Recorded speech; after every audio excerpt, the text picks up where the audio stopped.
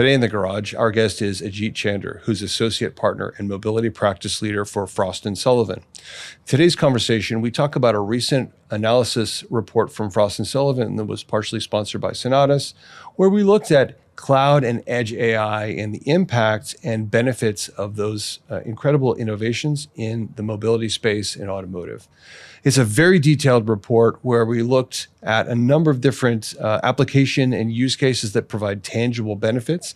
And in today's podcast, we talk through that report and hear from Ajit, who has incredible background in automotive and mobility. Let's go.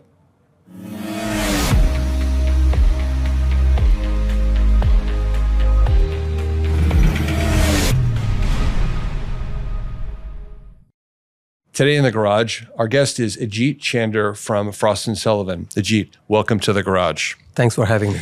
We're so excited to have you join us today. Start by telling us a little bit about yourself. All right. Well, I'm an engineer. I was born and raised in India, and I actually joined Frost and Sullivan in India before I moved to North America. I was primarily to Toronto. Been with the company a little over 17 years. 17 years, that's a long time. It's a long time, I care to admit, yeah.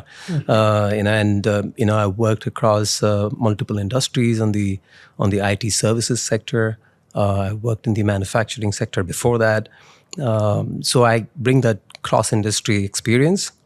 But yeah, primarily all these years with Frost and Sullivan, I've been in the automotive and transportation industry, working across the different players in the ecosystem, from OEMs to suppliers to the finance institutions to the oil and gas companies to the energy players. So a pretty broad, very diverse background. That's great. Yeah. So you got to start with a fun fact about you. Well, so my daughter, so I have two daughters. My younger daughter, she picked up playing volleyball, a sport that I've never played. I played other sports. I've been decent at some of the sports, but never played volleyball. But when your kids they get start involving in the games, as a dad, you start to get involved in it. So I decided to train her. So I started learning the sport, and then we hired a personal gym and started training her on a weekly basis. And we started seeing some results in the games. So did her friends. So they wanted to also, once they realized that, the parents started asking me, what's going on? I mean, what's the change? So we had to tell them what we are doing. So they started bringing their children. Then in no time, I started managing a teen girls team, their snacks, their drama, and their group chats. Also survived a lot of eye rolls, but still had them run all the drills. Well, that's fantastic that you're getting so involved in your family and your daughter. My fun fact, I always like to have a fun fact back to our guest.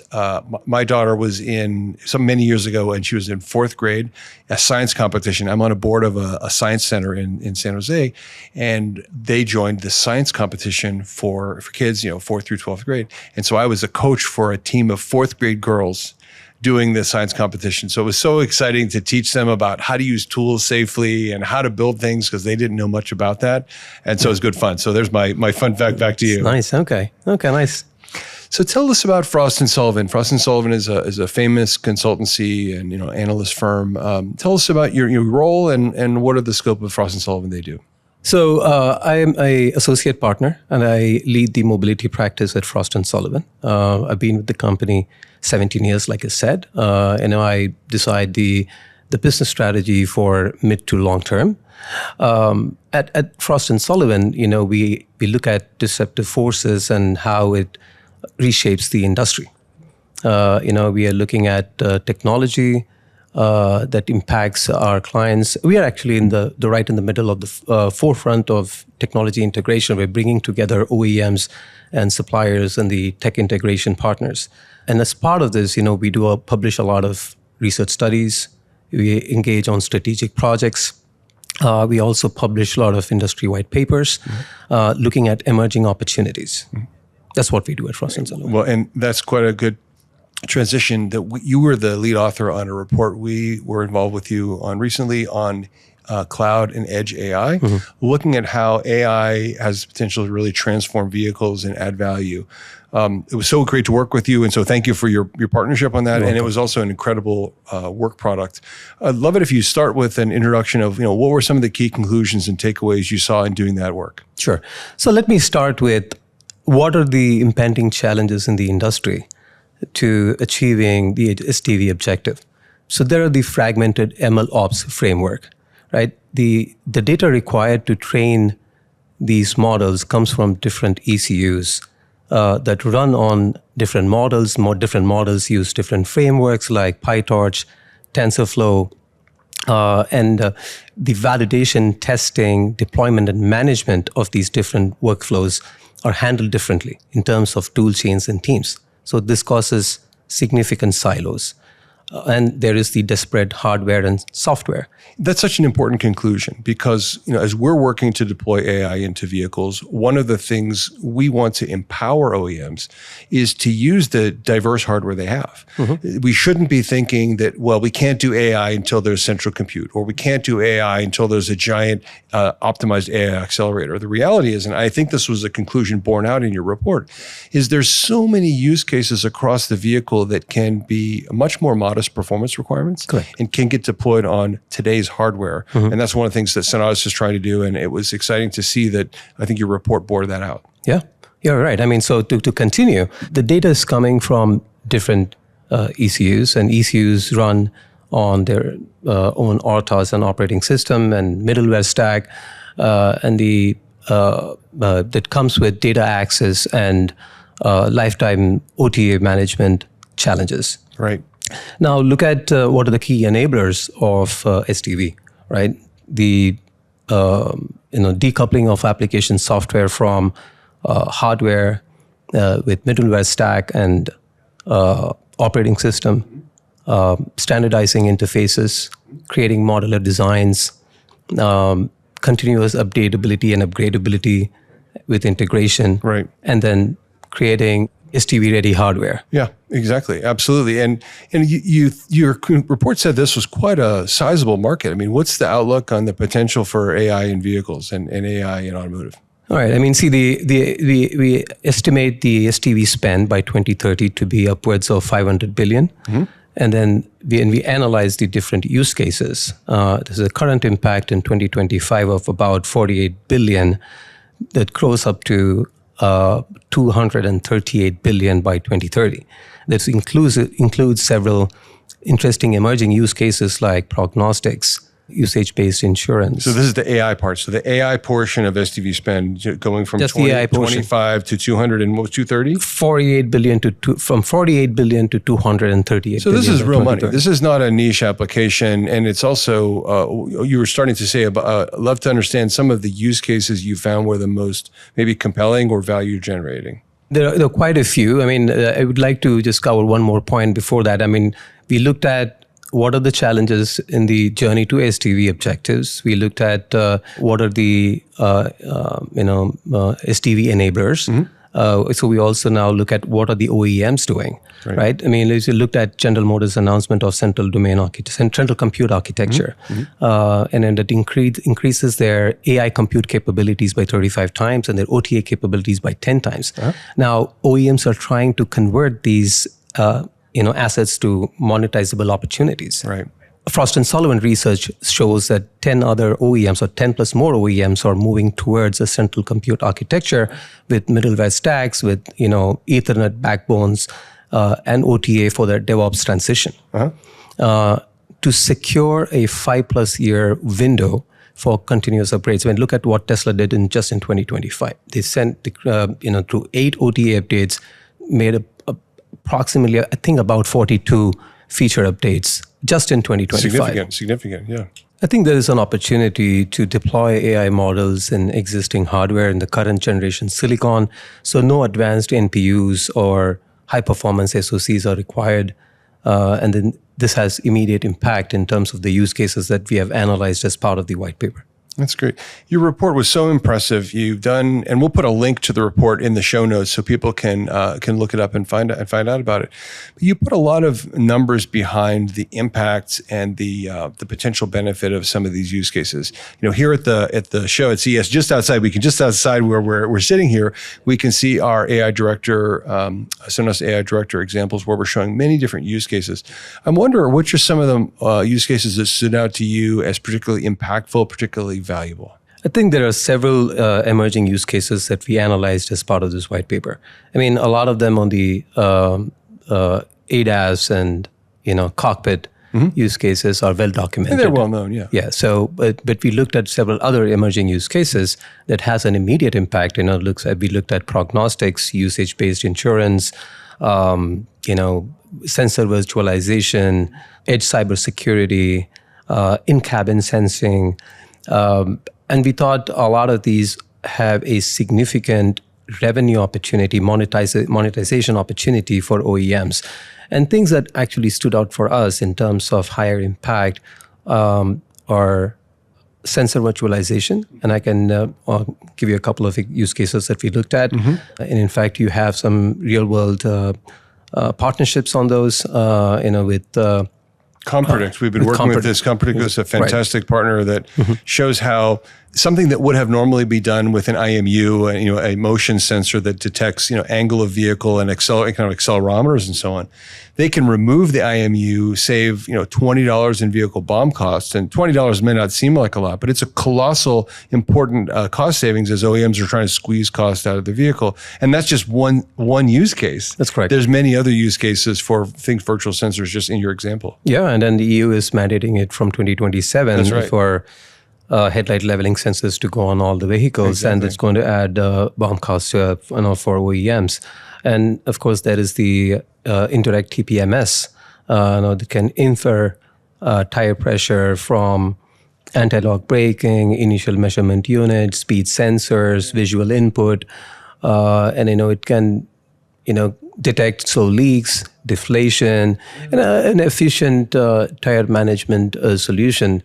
Overall, it's true. And what struck me, and we've been visiting with many customers throughout the show here this week, and I've been explaining and talking through these different technologies. The thing that struck me from the report and from these many meetings is, it's not only that we're adding some new feature to the IVI. It's not only that we're adding a thing that's driver visible. Some things driver visible. You might provide a usage-based insurance that lets the driver see feedback to help them be a safer driver, and then by extension get lower insurance rates. That might be driver visible. Then you might have something that's slightly less visible, like tire wear, where you're monitoring the tire wear and maybe talking to the ADAS system to say, hey, the tread's getting a little low. You better increase the braking distance. You better be a little bit more conservative with the acceleration you permit. And then later, sometimes you warn the driver, hey, by the way, your tires are getting low. You should replace the tires. And here's a great way to get OEM brand tires that we know are going to work for your vehicle. So that's sort of like semi-driver visible, sometimes visible, maybe sometimes invisible. And then you have something like the virtual sensors you mentioned, which might be completely driver invisible. Driver never knows, but that we're able to drive BOM costs out of the vehicle, which maybe allows the OEM to have maybe better margins or maybe be more cost competitive with their vehicle, or perhaps combination. So I think there's a spectrum of things that are very visible to not visible at all. And I think that's for me, is a key observation. And I think for the industry, not many people appreciate that it can be very diverse like that. Absolutely. And in fact, I think when we saw this analysis, we kind of looked at three buckets. One's directly impacting the bill of materials for OEMs. And then one increases the operational efficiency, and then gives them the ability to continuously monetize it over the life cycle of the vehicle, and then creates this personalized experience for the end users. So that I believe is a significant opportunity, and that accelerates OEMs towards the SDV objective.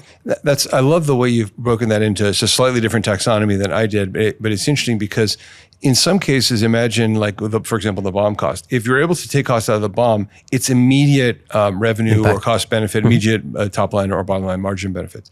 And then but there's ongoing benefits, well, that's also useful, and it may provide some ongoing services revenue or ongoing post-sales revenue, which OEMs are always looking for, but in a way that possibly drivers may find attractive. Because we always talk about this. We've talked about this many times on the podcast. Is that people say, "Oh, well, getting money, getting subscriptions from drivers is tough." But the reality is, it's not tough if you deliver them something value creating for them. If you deliver them a feature they want, they'll be happy to subscribe to it. It's when they feel that they're pushing something on them that they don't want, or they feel like they should be getting for free.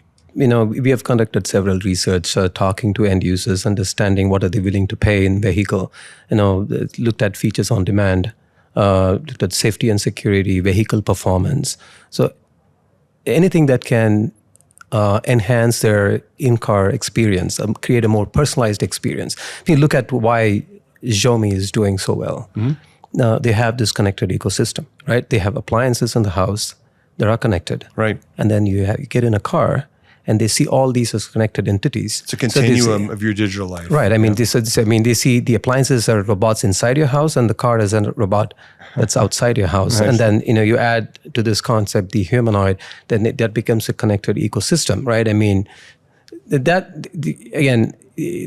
ability for OEMs to make the life seamlessly connected for the end user is what the end user is looking for. That's really exciting examples you mentioned. And you also made me think about something in your last point, that we as an industry, we don't know what the algorithms are coming next. We don't know the kinds of compute requirements coming next. And so I think it behooves us, and I think it's what Sonatus is trying to do, but I think the industry collectively is trying to do, is we have to provide the infrastructure for things that are coming next, so that OEM doesn't ship a vehicle and the moment they ship it, they have some sort of handcuffs that prevent them from delivering the next exciting innovation, but that they come with some flexibility, some headroom, but not necessarily only headroom, but especially flexibility to deploy things, or even models that are already there, realizing the models are going to improve, the models can be refined. How can we make sure they're upgradable, both through OTA, but even through other means? Our Sonatus Director product, for example, AI Director,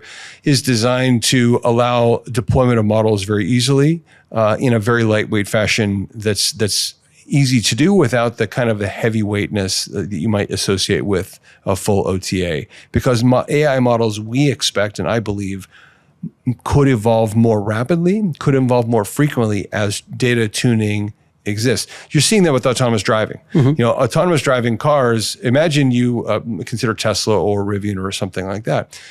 Yes, they have feature updates. You talked about that earlier. But they're also doing continuous updates to the driving algorithms continuously. And not only when you request some update, but rather they're continuously tuning the parameters.